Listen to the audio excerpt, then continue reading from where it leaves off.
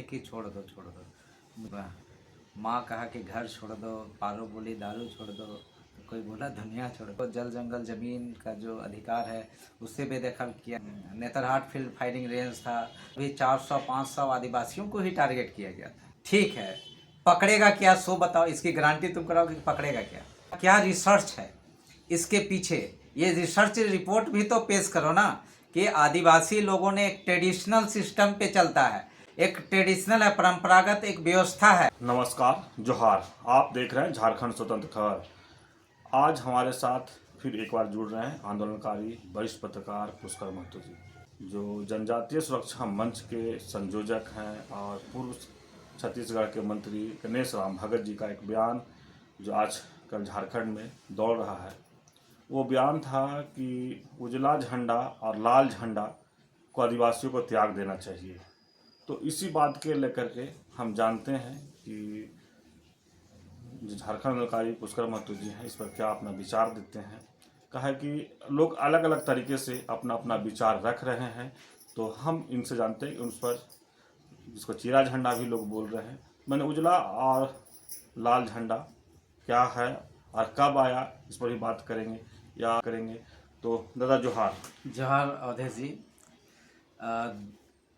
कहते हैं कि आदिवासियों को हमेशा कहते हैं कि छोड़ दो छोड़ दो।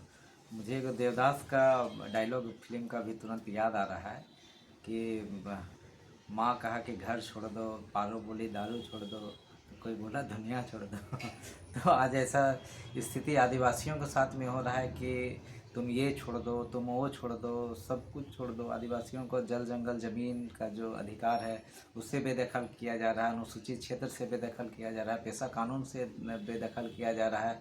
आज आदिवासी लोग को डेवलपमेंट के नाम से, विकास के नाम से उनको बेदखल करा दिया जा रहा है। सब जगह से आदिवासियों को जानने का, यानी विकास का भी थोपना है तो आदिवासियों के सिर पे ही थोप दो।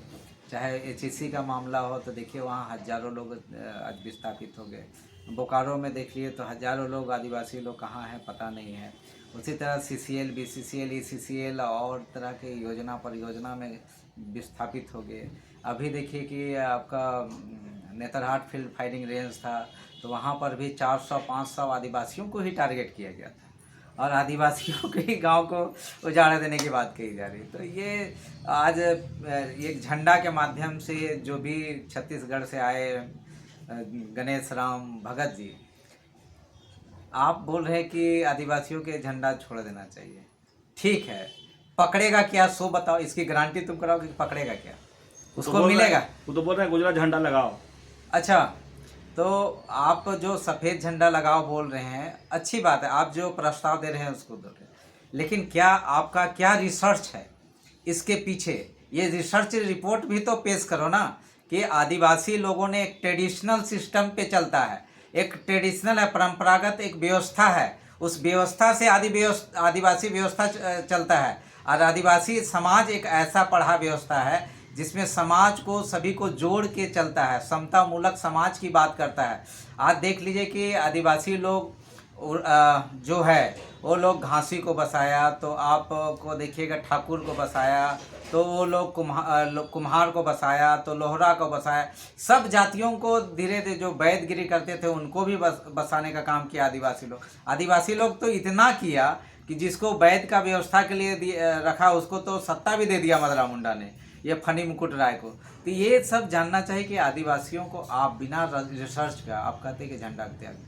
ठीक है, सफ़ेद झंडा तो सच्चाई का प्रतीक है, अच्छी बात है, सच्चाई का प्रतीक है।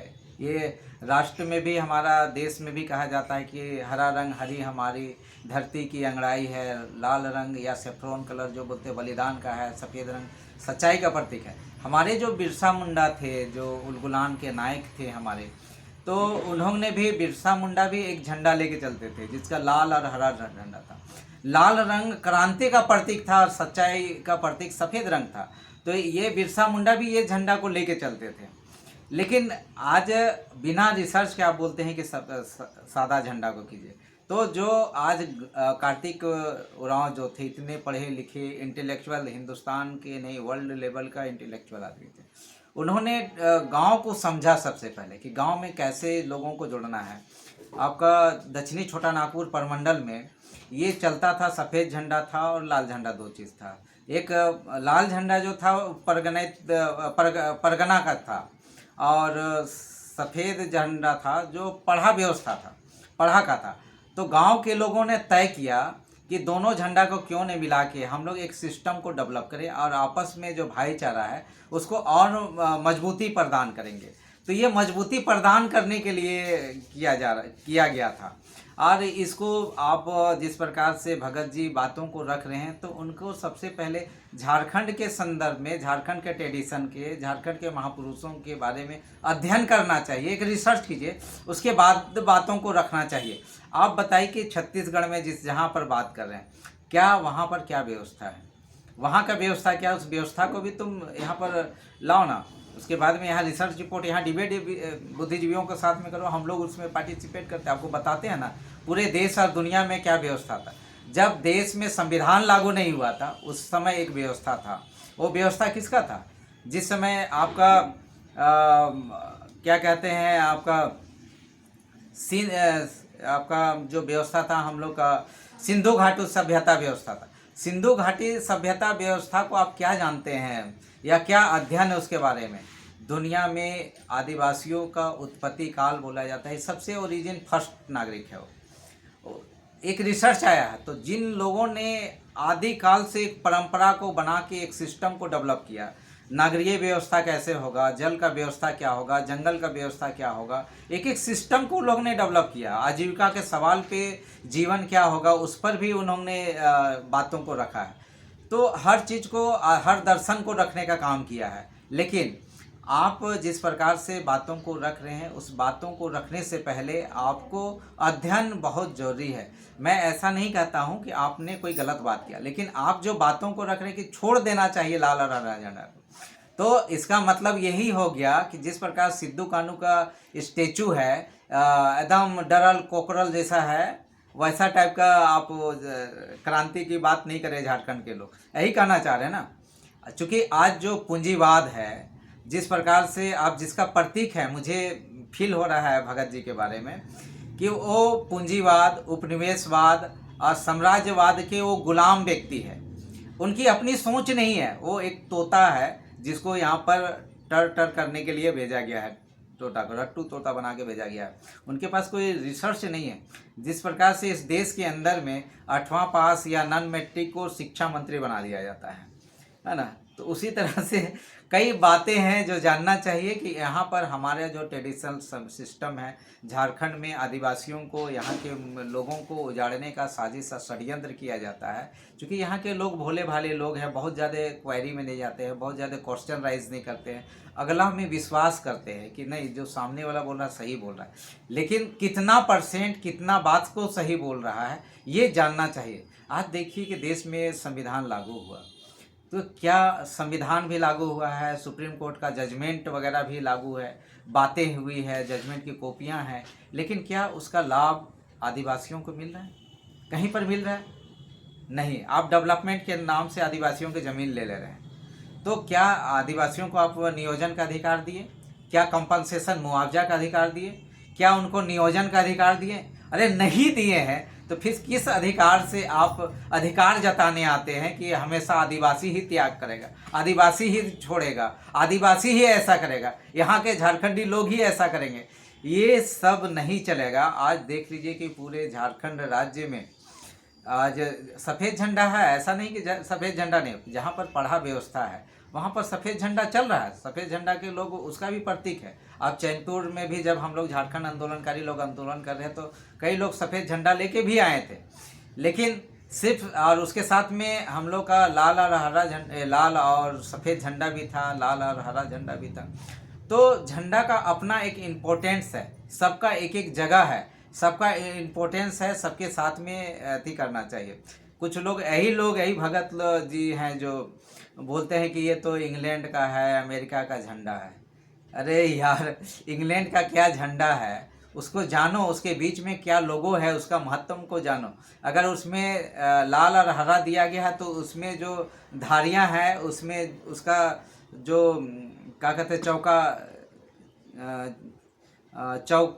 क्या कहते हैं उसको, यानी कि जो लाइन है वो लाइन में जो चौ चौखट के तरह जो है, वो चौखट को चतुर्भुज भुज आकार जो दिया गया है झंडा में, पट्टी है चतुर्भुज पट्टी, उस पट्टी में देखिएगा कि सबका जो लाइन है वो नाप जो है बराबर है, ना कि कोई बड़ा और छोटा है। जबकि हमारा लाल और हरा झंडा में नाप नहीं है, सिर्फ वो एक प्रतीक है। लाल और हरा झंडा एक प्रतीक है, उसमें कोई इतना सेमी ये होना चाहिए, इतना मिलीमीटर होना चाहिए, ये सब नहीं है। लेकिन विदेशों का जो झंडा का प्रतीक है उसमें एक सेंटीमीटर है, जबकि हमारा झंडा में ऐसा, लाल और झंडा में ऐसा नहीं है। लेकिन दादा आप बताए कि गणेश राम भगत जी को झारखंड में तोता का टाइप आप बोल दिए टर्टल करने, ये कौन लोग भेजते हैं इनको यहाँ? वही मैं बता रहा हूँ कि ये लोग जो उपनिवेशवाद की राजनीति करते हैं, जो पूंजीवाद की राजनीति करते हैं, जो साम्राज्यवाद की राजनीति करते हैं, जो लोग सोचते हैं कि देश के अंदर में सिर्फ मेरी ही पार्टी के शासन व्यवस्था हो, हम ही इस राज्य पार्टी को चलाएं, ये हमारे अनुसार ही देश चले, हम ही अपने अनुसार देश को लूटे, देश को खोखला करें।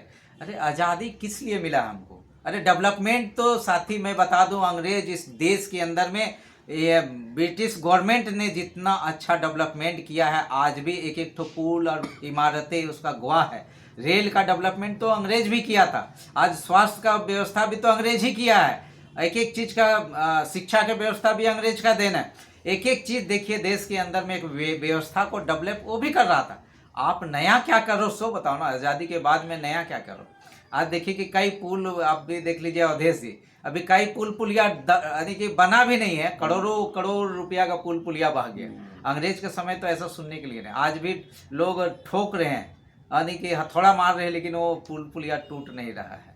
तो ये जान लीजिए कि अंग्रेजों के समय में जो इमारत बना, उस समय होनेस्टी से वो लोग डेवलपमेंट किया, लोगों का डेवलपमेंट किया। लेकिन आज जो होनेस्टी नहीं है, आज भ्रष्टाचार चरम पर है और लोग कमीशन खोरी कर रहे हैं। कमीशन खोरी कर करके आप पूरा को उजाड़ रहे हैं, पूरे झारखंड का डेवलपमेंट का, और डेवलपमेंट के लिए जो राशि आवंटित हो रही वो सारे लोग। आज बताइए कि आदिवासियों का डेवलपमेंट के लिए जो राशियाँ आ रही, वर्ल्ड बैंक का हो, चाहे आपका सेंट्रल गवर्नमेंट का राशि हो, चाहे स्टेट गवर्नमेंट का, आज बता दीजिए कि जितना राशि आज़ादी के 70-75 साल में जितना राशि आवंटित हुआ है, उस राशि का लाभ कितने आदिवासियों को मिला है? खाली इसका एक श्वेत पत्र गणेश राम भगत जी जारी कर दीजिए। सेंट्रल में आपकी पार्टी की सरकार हो सकती है, मुझे ऐसा लगता है, आई विल फील जस्ट। लेकिन दादा यहाँ बात जो झारखंड में उठा है सफ़ेद और लाल झंडा का, तो ये सफ़ेद और लाल झंडा कब आया? उन लोग का कहना है कि स्वर्गीय कार्तिक बाबा के समय में ये झंडा लाया गया था, तो उसके पहले क्या था, और जब वो लाए तो किस कारण से लाया झंडा?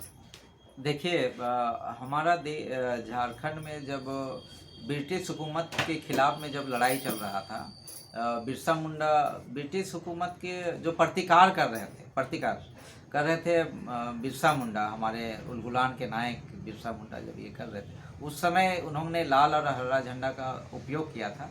ये मुझे पढ़ने में मिला था, चाईबासा में एक प्रकाशक हैं, एकता प्रेस का प्रकाशन एक पुस्तक है बिरसा करके, उस पुस्तक में मुझे ये अध्ययन के दौरान मिला था। मैं उस समय पढ़ रहा था कि बिरसा मुंडा के जन्मदिन और जन्म स्थान में विवाद आज भी जारी है, क्योंकि बिरसा मुंडा में किसी में हॉपमैन जो पुस्तक लिखे, उसमें उन्होंने उनका जन्म तिथि और जन्म स्थान कुछ लिख दिया। फादर एक डॉक्टर रस्किन थे, उन्होंने रस्किन साहब ने भी कुछ लिख दिया। उसके बाद में एसपी सिन्हा आए, वो भी कुछ लिख दिए। डॉक्टर पुरुषोत्तम कुमार आए, वो भी कुछ लिख दिए। डॉक्टर हम लोग का कुमार सुरेश सिंह ने जो लिखा, रिसर्च किए, उन्होंने चूँकि वो VC भी थे और कमिश्नर भी थे दक्षिणी छोटा नागपुर प्रमंडल के, तो उन्होंने जो लिखा वही अभी बिरसा मुंडा के पास वही मान्य है और उसी को हम लोग मान रहे हैं। लेकिन बिरसा मुंडा का जो पुस्तकों का बारे में जो लिखा गया है, उनका संघर्ष के इतिहास को, अभी तक कई फिल्में बनी हैं। उस फिल्मों में भी देखिएगा, चाहे वो उलगुलान एक क्रांति हो, चाहे आपका Birsa Munda the black iron man बना है मूवी, अशोक सरन जी बनाए हैं एक मूवी, और एक आपके झारखंड के ही दोनों हैं, और एक राकेश करके हैं, चतरा गढ़वा पर पलामू प्रमंडल चतरा तरफ के रहने वाले, मैं उनका एग्जैक्ट अभी तुरंत मैं नाम उनका मिस कर रहा हूँ। तो लोगों ने लाल और सफ़ेद झंडा का ही सब जगह यूज किया है उनके संघर्ष के दौरान, उनके रैलियों में सारा चीज़ का वो है। तो उस समय कोई विवाद नहीं हुआ। आज जो लोग इस बात को ला रहे हैं तो इसका सूत्रपात अगर हम कहेंगे तो बिरसा मुंडा का एक आंदोलन में परिलक्षित हुआ है।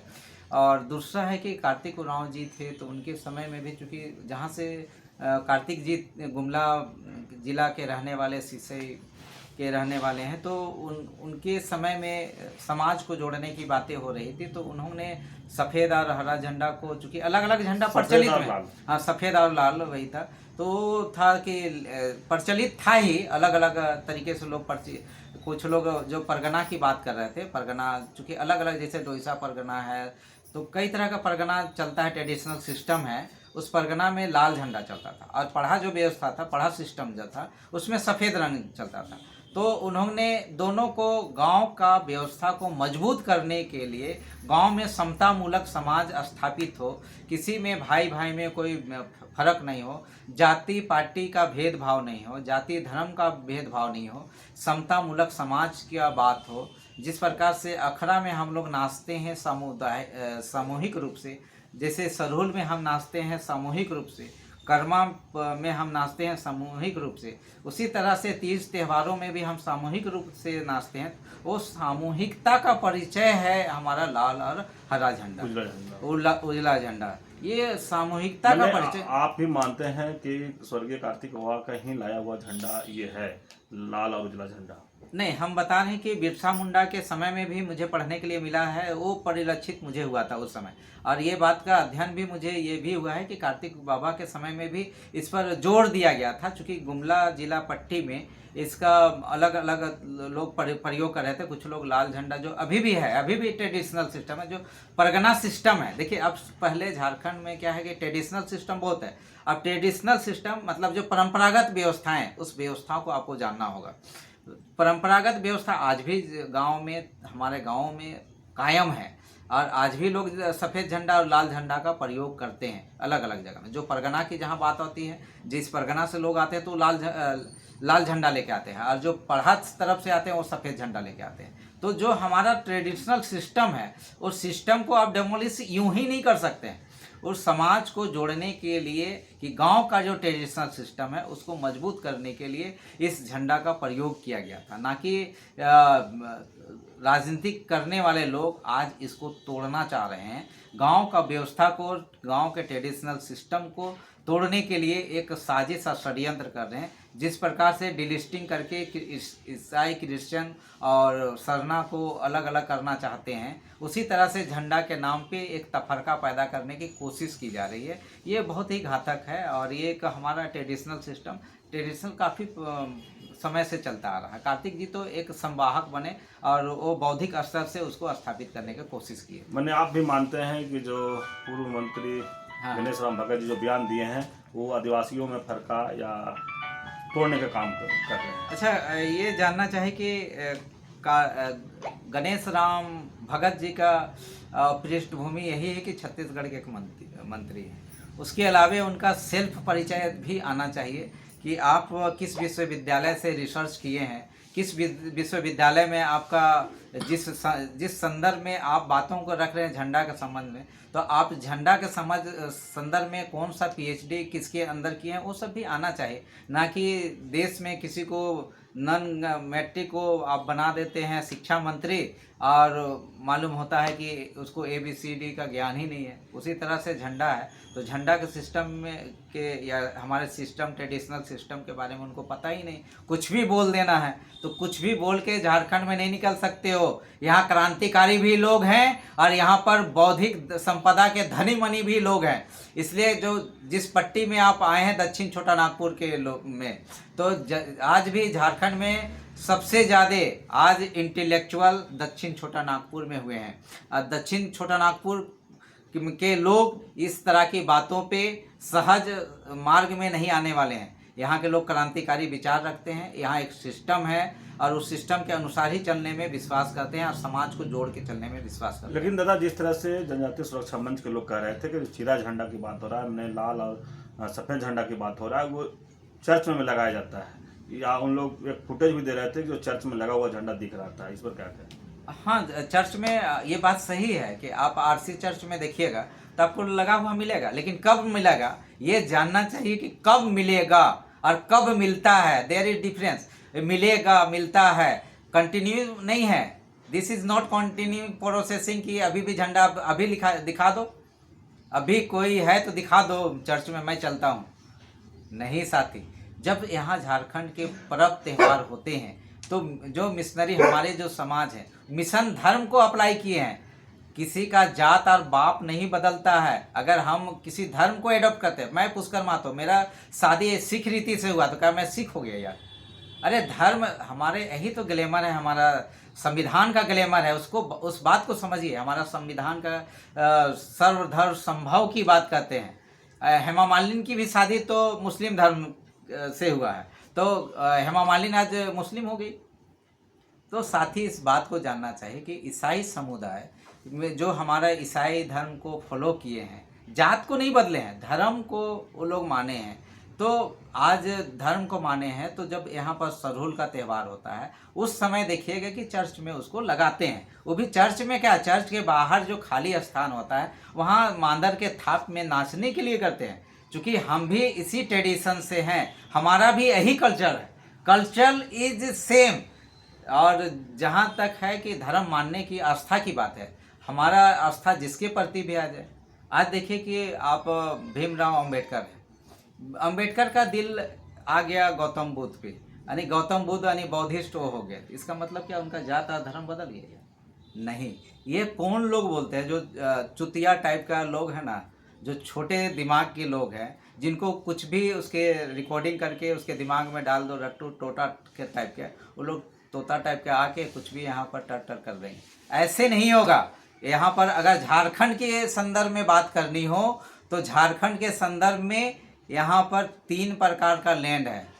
उस लैंड में आप जाके अपर लैंड, मिडिल लैंड और लो लैंड, यहाँ अलग अलग तरह का खेती होता है। आप ऐसे एक तरह का खेती करके सोचिएगा कि हम एक डांग में सबको हाँक देंगे, तो ऐसा नहीं होगा। झारखंड के लोग जितने भोले भाले सीधे साधे हैं उतने अध्ययन और अध्यापन भी रखने वाले लोग यहाँ पर हैं। इसलिए आप जो आदमी बोल रहे हैं वो आदमी से मैं फिर कहता हूँ कि आप अपना डिग्री, अपना डिप्लोमा इस झारखंडी लोगों को दिखाने का काम कीजिए और रिसर्च रिपोर्ट दिखाइए झंडा के बारे में। झंडा बहुत बड़ा चीज़ होता है, एक प्रतीक होता है। वो झारखंड सफ़ेद झंडा हमारा सच्चाई का प्रतीक है और लाल रंग हमारा क्रांति का प्रतीक है। ये तो हमारा तिरंगा में भी है, तिरंगा में भी हमारा है ये। तो इसलिए कहते हैं कि जनजातीय क्या रक्षा मंत्र, सुरक्षा मंत्र। सबसे पहले आप बताइए भगत जी, आप कितने देश के अंदर में सुरक्षित है? आपका समाज कितना सुरक्षित है? आप बताइए कि आज आप छत्तीसगढ़ में जितने आदिवासी पलायन हुए हैं, झारखंड में जितने आदिवासी पलायन किए हैं, उनको सुरक्षित, उनको घर तक लाने के लिए, उनको व्यवस्था देने के लिए, उनको जितना सेंट्रल गवर्नमेंट का कहते हैं कि पब्लिक सर्विस का उपकरण है, उसमें से जितने लोग विस्थापित हुए हैं आदिवासी, सिर्फ आदिवासी को ही पुनर्वास कर दो, पुनर्वास करने का बात करो, वहाँ पर उनको नियोजन देने का बात करो, उनको मुआवजा कंपनसेशन देने का बात करो। ये सब बात करो ना यार। और बात करो तुम इस देश के अंदर में एक एक आदिवासी राज्यों में, एक एक प्रदेश में, एक एक गांव में समता जजमेंट लागू हो। और जो यहाँ पर आदिवासियों का जो नेचुरल रिसोर्सेस है, जिसका हकदार है, हजारों हजार करोड़ का आदिवासी मालिक है, उस मालिकाना हक दिलाने का काम करो ना। आज सोना हमारा अकूत भंडार है आदिवासी क्षेत्रों में। आज झारखंड के लोग, इतना सोना है झारखंड की मिट्टी के अंदर में कि हिंदुस्तान को 5 से 7 किलो एक एक हिंदुस्तानी को सोना दे देंगे हम, फिर भी हमारा सोना बचेगा। तो साथ ही आदिवासियों को अधिकार दे दो। यहाँ पर बॉक्साइट में दे दो, कोयला में दे दो, तांबा में दे दो, माइका में दे दो, जंगल में दे दो, यहाँ का जल में दे दो, जमीन में दे दो। क्यों इसकी बात नहीं करते हो यार? इस झंडा से क्या होने जाने का है? लगाओ, मैं मुझे भी दे दो सादा झंडा, मैं भी 10 को अपने घर में लगा दूँ। तो क्या मेरा किस्मत बदलेगा या आदिवासियों की किस्मत बदलेगी? अरे बीमारी जहाँ है वहाँ इलाज करो ना यार। अगर कुछ दिलाना है तो उनको नेचुरल अधिकार, नेचुरल रिसोर्सेस में उनको 100% का अधिकार दिलाने की बात करो ना। हाँ, आप बात नहीं करते हो मुद्दा से, कुछ भी कोई कह देगा कि जाओ ये चीज करो तो कर दो, है ना। चलिए आप अभी सुने आंदोलनकारी और वरिष्ठ पत्रकार पुष्कर महतो जी के बाद ये जो पूर्व मंत्री गणेश राम भगत जी का जो बयान था सफ़ेद और लाल झंडे के ऊपर, उस पर अपना प्रतिक्रिया दे रहे थे और ये बताए कि रिसर्च कहाँ से किए हैं, कहाँ उनको रिसर्च में पता चला कि लाल और उजला झंडा आदिवासियों का नहीं है, तो उससे पहले कैसे कह रहे हैं कि उजला झंडा ही आदिवासियों का है। ये सब तमाम बातों पर पुष्कर महतो जो अपना बात रखे, तो आप समझ गए कि जो इनका प्रतिक्रिया है वो आपको दिखेगा, जब वीडियो देखेंगे तो सुनने को मिलेगा। तो इस तरह को देखने के लिए आप झारखंड स्वतंत्र से जुड़े रहिए। जोहार, नमस्कार।